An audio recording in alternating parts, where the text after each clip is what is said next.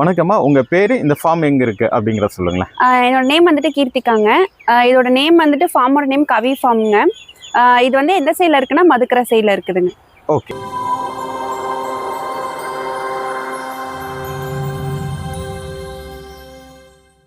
ஷார்ட்டா ஒரு ஃபர்ஸ்ட் இந்த ஃபார்ம் பார்த்த உடனே ஒரே ஒரு கொஸ்டினுங்க. இப்போ இருக்க பொண்ணுங்கெல்லாம் பார்த்தீங்கன்னா அந்த பொட்டிக்கு காஸ்மெட்டிக் ஐட்டம்ஸ் இந்த மாதிரி தான் வந்துட்டு பிஸ்னஸாக எடுத்து பண்ணுறாங்க.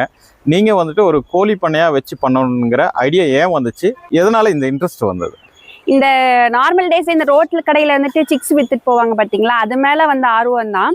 அது வாங்கி அது வந்துட்டு கண்டிப்பாக அது 2-3 நாளில் செத்து போயிடும். அது என்னாச்சுன்னா அது 2-3 நாள் செத்து போனனால கொஞ்சம் ஃபீலிங்ஸ் ஆனனால எங்கள் அப்பா என்ன பண்ணாருன்னா ஒரு விடையோ ஒரு சேவலோ வெளியே வாங்கி கொடுத்தாரு. அதுலேருந்து எடுத்த ப்ரீடிங் தாங்க. கிட்டத்தட்ட இது பார்த்தீங்கன்னா ஒரு 10 வருஷமாக எடுத்த ப்ரீடிங் தான் இவ்வளோ வருஷமாக இருக்கிறதுங்க. மேக்ஸிமம் ஏன் கேர்ள்ஸ் எல்லாம் போட்டிக் சைடு அந்த மாதிரிலாம் போகிறாங்கன்னா அது நார்மல் ஆயிடுச்சு. இப்போ எங்கே பார்த்தாலும் வந்துட்டு கேர்ள்ஸ் எல்லாமே வேற ஏதாவது டிஃப்ரெண்ட்டாக எடுக்கலாமே அப்படின்னு சொல்லி தான் இந்த ஃபீல்டுக்கு நான் ஃபுல்லாகவே இறங்குனது. இங்கே நீங்கள் எவ்வளோ இன்வெஸ்ட் பண்ணியிருப்பீங்க? நீங்கள் இங்கே வந்து பேரண்ட் ப்ரீட் எவ்வளோ வச்சுருக்கீங்க? இதில் எவ்வளோ இன்வெஸ்ட் பண்ணியிருக்கீங்க? இப்போ இன்வெஸ்ட்மெண்ட்டுங்கிறது அந்த மாதிரி எதுவும் கிடையாதுங்க. ப்ரீடிங் நம்மளோட ஓன் இதுலேயே வந்துட்டு திருப்பி எடுக்கிறது தான். அதுக்கப்புறம் பார்த்தீங்கன்னா பேரண்ட் பார்த்தீங்கன்னா ஒரு 50 பேரண்ட்ஸ் இருக்கு. சேவல் ஒரு 10 கிட்ட இருக்குதுங்க. ஓகேங்க. இதில் என்ன வெயிட்ல மெயின்டைன் பண்ணுறீங்க? சேவல்னா எவ்வளோ வெயிட் உங்ககிட்ட பேரண்ட் ப்ரீட் இருக்கும்? பெட்டக்கோழி அப்படின்னா என்ன வெயிட்ல? சேவல் பார்த்தீங்கன்னா மினிமம் 5 kg கிட்ட தாங்க இருக்குதுங்க. வெடைங்க பார்த்தீங்கன்னா 3.5 கிலோக்கு மேலே இருக்குதுங்க. 3.5 கிலோ. இது உங்களுக்கு என்னோட பட்டாவே பார்த்தீங்கன்னா உங்களுக்கு 10 மாசத்துலயே வந்துட்டு 3 கிலோ கிட்ட ரீச் ஆயிருதுங்க. ரீச் ஆயிரும். ஓகே. இங்க சேல் அப்படின்னா எந்த மாதிரி வந்து சேல் பண்ணுவீங்க? சிக்ஸா கொடுக்குறீங்களா இல்ல பட்டா ஸ்டேஜ்ல கொடுப்பீங்களா? ரெண்டுமே கொடுத்துட்டு இருக்காங்க. சிக்ஸ் 2 மந்த் சிக்ஸும் கொடுத்துட்டு இருக்கேன். அப்புறமே பேலன்ஸ் எல்லாம் பட்டாக்கு மேல தான் கொடுத்துட்டு இருக்கேன். ஓகேங்க. இப்போ ஒரு பேரண்ட் பிரீட் வளர்த்துறோம்னா கறிக்கோழி வளர்த்துறது டிஃப்ரெண்டா இருக்குங்க. பர்ஃபார்மன்ஸ்க்காக வளர்த்துறது டிஃப்ரெண்டா இருக்கும். இதுக்கு ஃபீட் மேனேஜ்மெண்ட் எப்படி பண்றீங்க? ஃபீட் பார்த்தீங்கன்னா வந்துட்டுங்க அரிசி, கம்பு, அப்புறம் வந்துட்டு கோதுமைங்க, இது 3 மிக்ஸ் பண்ணி ஊற வச்சு தாங்க போட்டுட்டு இருக்கிறோம். இதுலேயே பார்த்தீங்கன்னா வீக்லி ஒன்ஸ் வந்துட்டு கருவாடு போட்டுறதுங்க. மந்த்லி பார்த்தீங்கன்னா ஒரு 4 டைம்ஸ் வந்துட்டு கருவாடு யூஸ் பண்ணிடுவேன். அதுக்கப்புறம் பார்த்தீங்கன்னா ப்ரோட்டீன் அதிகமாக இருக்கிறக்கும் எக்கும் போட்டுக்குவேங்க.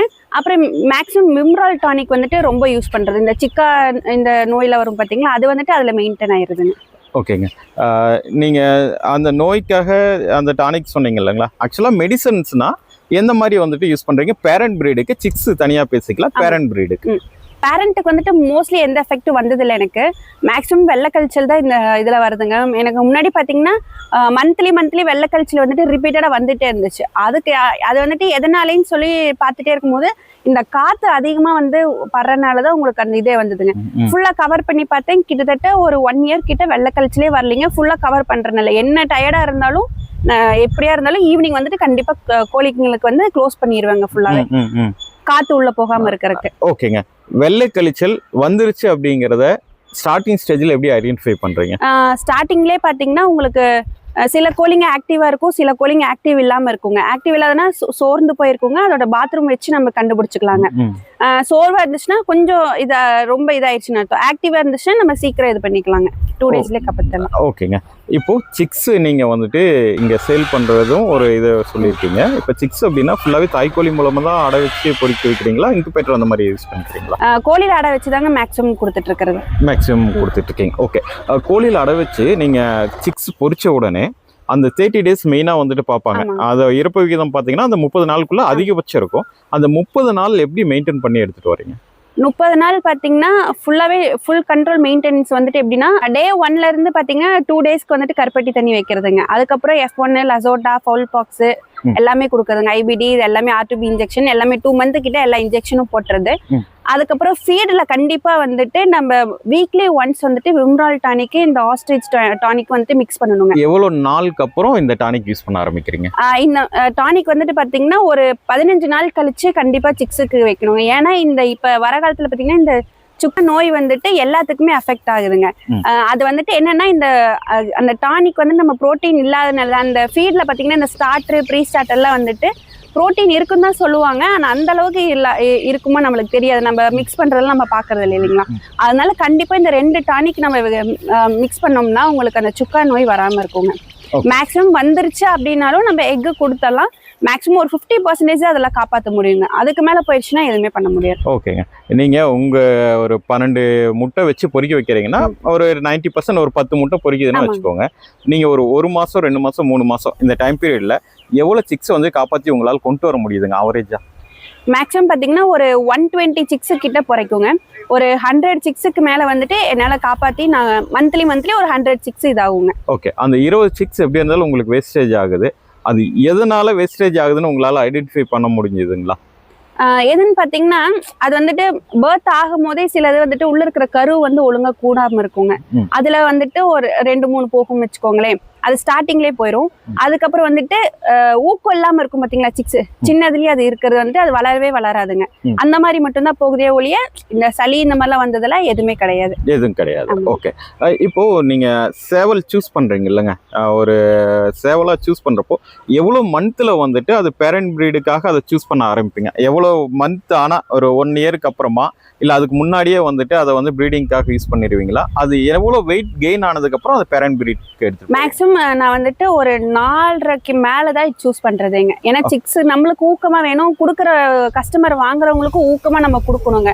அப்புறம் நம்ம ஒரு டைம் கொடுத்துட்டு அவங்க இன்னொரு டைம் வராம இருக்க கூடாது. அதனால ரெகுலர் கஸ்டமர் கண்டிப்பா இருப்பாங்க. அதுக்கு வேண்டி ஊக்கமா தான் கொடுக்கறது. ஓகே. ஒரு சேவல் சூஸ் பண்ணி பேரண்ட் பிரீடா கொண்டு உள்ள போயிட்டீங்க அப்படின்னா ஃபீமேல் அதுக்கு எவ்வளவு ரேஷியோல வந்துட்டு மெயின்டைன் பண்றீங்க? ஃபீமேல் ஒரு சேவலுக்கு பாத்தீங்கன்னா ஒரு 5 வெடைங்க கிட்ட கொடுக்கறது. ஓகே. இது எல்லாமே ஓபன் பிரீடிங்கா தான் இருக்கு? எல்லாமே ஓபன் பிரீடிங் தான். ஓபன் பிரீடிங்லயே 4-5 சேவல் வெளியே சுத்துதுங்க. இப்போ அந்த சேவல் கொடுக்குறீங்க இல்லையா, 5 கோழி நீங்க வைக்கிறப்போ அதுல இருந்து வர முட்டை எல்லாமே வந்துட்டு குவாலிட்டியா கிடைக்குதுங்களா? கண்டிப்பா. ஏன்னா அதுக்குன்னு தனியா ஃபுட்ஸ் எல்லாம் இருக்குங்க. அந்த குவாலிட்டி எக்ஸ் வரக்கு லேயர் ஃபுட் இந்த மாதிரிலாம் தனித்தனியா இருக்குது. நம்ம அதெல்லாம் வீக்லி ஒன்ஸ் இல்ல ட்வைஸ் அந்த மாதிரிலாம் போட்டோம்னா எக் நல்ல குவாலிட்டியா கிடைக்குதுங்க. ஓகேங்க. இப்போ உங்ககிட்ட ஒரு சேவல் பட்டாவா வருதுன்னா அதை வந்துட்டு பர்ஃபார்மன்ஸ் பேஸ்டா எனக்கு இந்த அளவுக்கு இருக்கும் அப்படின்னு சொல்லுவாங்க இல்லையா? 2 அடி பறக்கும், 5 அடி பறக்கும், அந்த மாதிரி இருக்கும்ல. அந்த மாதிரி உங்களுது என்ன மாதிரி ஒரு பர்ஃபார்மன்ஸ் பேஸ்டா இருக்கும்? பர்ஃபார்மன்ஸ் நான் வந்துட்டு விடைக்கு போடுறதே பார்த்தீங்கன்னா நல்ல பர்ஃபார்மன்ஸ் இருக்கிற சேவல் மட்டும் தான் நான் செக் பண்ணி பார்த்துட்டு தாங்க போடுறது. பேலன்ஸ் எல்லாம் போடுறது கிடையாதுங்க. அதையும் வந்துட்டு நான் கஸ்டமருக்கு பர்ஃபார்மன்ஸ் பண்ணலைன்னு சொல்லி அது கஸ்டமருக்கு நான் கொடுக்க முடியாதுங்க. அதையும் நான் வந்துட்டு நான் ஓன் யூஸ்க்கு வச்சுக்குவேங்க.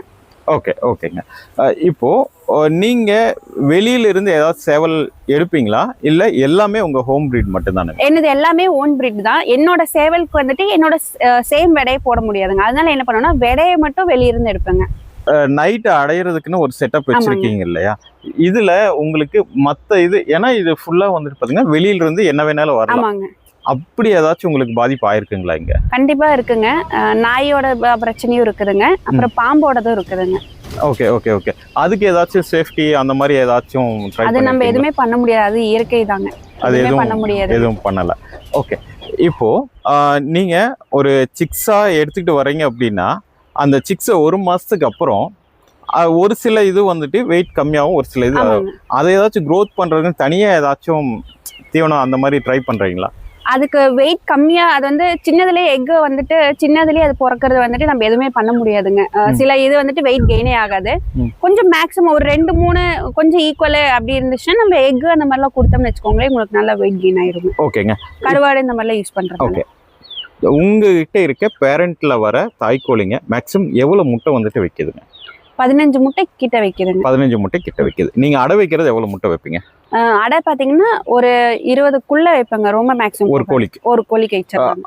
20 வைக்கிறப்போ அது அந்த ஹீட் கரெக்டா கொடுத்து உங்களுக்கு கொடுத்துருதுங்களா? கரெக்டா ஹீட் கொடுக்குதுங்க. கரெக்டா ஹீட் கொடுத்துருது. உங்களுக்கு அந்த 20 வைக்கிறப்போ எவ்வளவு வந்துட்டு சிக்கா வெளியில வருதுங்க? அந்த ஹீட் கரெக்டா கொடுக்குது. கிட்டத்தட்ட ஒரு 18 to 17 சிக்ஸை வெளியே எடுத்துருவாங்க. அது ஒவ்வொரு கோழி பொறுத்துங்க. எக் வைக்கிறது நல்லா ஊக்கமா நல்ல பெரிய விடையில இருந்துச்சுன்னு பாத்தீங்களா உங்களுக்கு அவ்வளவு சிக்ஸ் வைக்கலாங்க. பட்டா இந்த சின்ன சைஸ்ல எக் வைக்கும் போது உங்களுக்கு கம்மியா வைக்கிற மாதிரி வரும். ஓகே.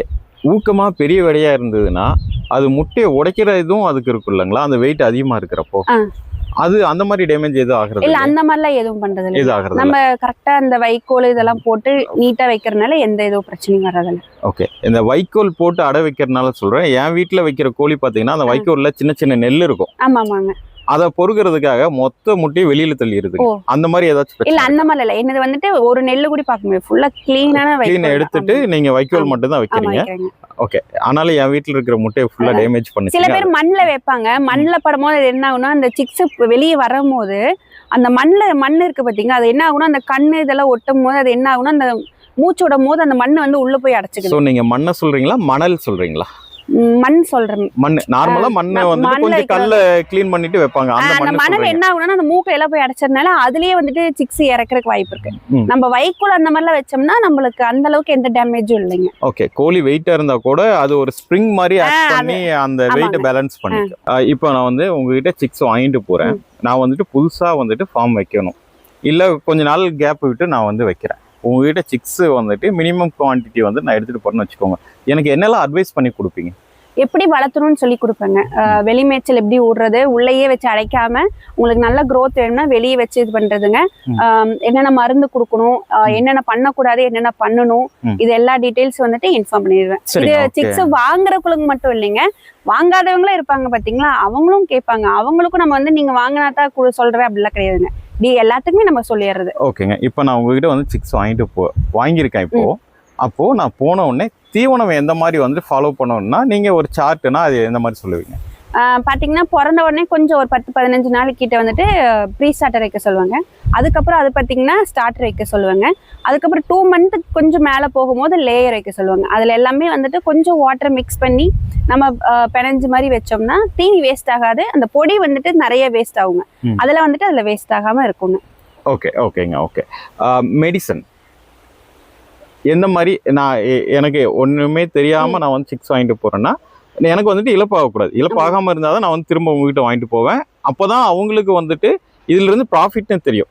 1-2 இறந்தாலும் அது அவங்களுக்கு லாஸ், அடுத்த டைம் ரிட்டர்ன் வர மாட்டாங்க, இந்த ஃபீல்ட விட்டு வெளியில போக வாய்ப்பு இருக்கு. அப்போ வந்துட்டு அவங்க என்னெல்லாம் மெடிசன் ஃபாலோ பண்ணாங்க? மேக்ஸிமம் பாத்தீங்கன்னா இந்த சளி பிரச்சனை தான் அதிகமா வரும். அதுக்குன்னு வந்துட்டு லிவோஃப்ளாக்சின் இருக்குங்க, சளிக்கு. அப்புறம் வாய் திறந்து மூடுறதுக்கு, வாய் கோலையா இருக்கிறதுக்குங்க. அதுக்கப்புறம் வாய் திறந்து ஒரு இரும்பல் மாதிரி வரும். இது எல்லாத்துக்குமே லிவோஃப்ளாக்சின் வந்துட்டு நல்ல பெஸ்ட் மெடிசனா இருக்குங்க சிக்ஸுக்கு. பெருசுங்களுக்குமே நல்லா யூஸ் பண்ணலாம், ஆனா சிக்ஸுக்கு நம்ம இன்ஜெக்ஷன் இதெல்லாம் போட முடியாதுங்க. அதுக்கு பதிலா வந்துட்டு இது கொடுக்கும் போது நம்மளுக்கு நல்ல பெஸ்ட் ரிசல்ட் கிடைக்குங்க. ஓகே. வேற இப்போ வந்துட்டு சிக்ஸ் அப்படின்னா அதோட இப்போ நீங்க சொன்னீங்க இல்லையா, என்னோட பட்டெல்லாம் பாத்தீங்கன்னா ஒரு 10 மாசத்துலயே ஒரு 3-3.5 கிலோ வந்துடும். இந்த வெயிட் கெயின் உங்ககிட்ட இருக்கிறப்ப நீங்க கரெக்டான ஃபீட் மெயின்டைன் பண்ணுவீங்க, அது வந்துடும். நான் எடுத்துட்டு போய் நான் இந்த வெயிட் கெயின் கரெக்டாக அந்த 10 மாசத்துல கொண்டு வரணும்னா அதுக்கு எப்படி தீவனம் வந்து கொடுக்கணும், எப்பப்போ என்னென்ன கொடுத்தா அது கரெக்டாக நீங்கள் சொன்ன வெயிட் வந்து நிற்கும்? வெயிட் கெயின் ஆகிறது பார்த்தீங்கன்னா கம்பு, கோதுமை அந்த யூஸ் பண்ணுறேங்க. எல்லாத்துக்குமே வந்துட்டு அதை யூஸ் பண்ணுறது. அதுக்கப்புறம் பார்த்தீங்கன்னா உங்களுக்கு கருவாடு யூஸ் பண்ணுவாங்க. மந்த்லி வந்துட்டு ஒரு 4 டைம்ஸ் வந்துட்டு கருவாடு யூஸ் பண்ணுறது. அப்புறம் சேவலுங்களுக்குலாம் பார்த்தீங்கன்னா மந்த்லி ஒரு 3 டைம்ஸ் வந்துட்டு எக்கு கொடுக்கறதுங்க. எக்கு, அதுக்கப்புறம் பார்த்தீங்கன்னா கடலை வந்துட்டு யூஸ் பண்ணுவாங்க. அது வந்துட்டு நல்ல இது முட்டை இதாகிறதுக்கு நல்ல இதாக கொடுக்குங்க. ஓகே. உங்ககிட்ட 50 பேரண்ட் வச்சிருக்கீங்க அப்படின்னா மந்த்லி உங்களால எவ்வளவு சிக்ஸ் வந்துட்டு சேலுக்கு எடுத்துட்டு வர முடியுங்க? மந்த்லி பாத்தீங்கன்னா 216 வந்துட்டு ஒரு 100 பீஸ் கிட்ட கொடுப்பாங்க, சேல்ஸ் ஆகுதுங்க. ஒரு சிக்கோட பிரைஸ் பாத்தீங்கன்னா 500 ருபீஸ்க்கு சேல்ஸ் பண்றாங்க. ஆல் ஓவர் இந்தியா டிரான்ஸ்போர்ட் பண்ணிட்டு இருக்காங்க. பண்ணிக்கலாம். ஓகேங்க. இப்போ வந்துட்டு உங்ககிட்ட சிக் எடுக்கணும்னா புக் பண்ணிட்டு தான் வந்து எடுக்கிற மாதிரி இருக்குங்களா, இல்ல கால் பண்ணா அப்ப என்ன அவைலபிள் இருக்கோ அதை கொடுத்துருவீங்களா? இல்லைங்க, மோஸ்ட்லி வந்து ஆர்டர்ஸ் நிறைய இருக்கிறதுனால புக் பண்ணி மட்டும் தான் எடுக்க முடியும். ஒரு 1 மந்த்துக்குள்ள டைம் எடுக்குங்க.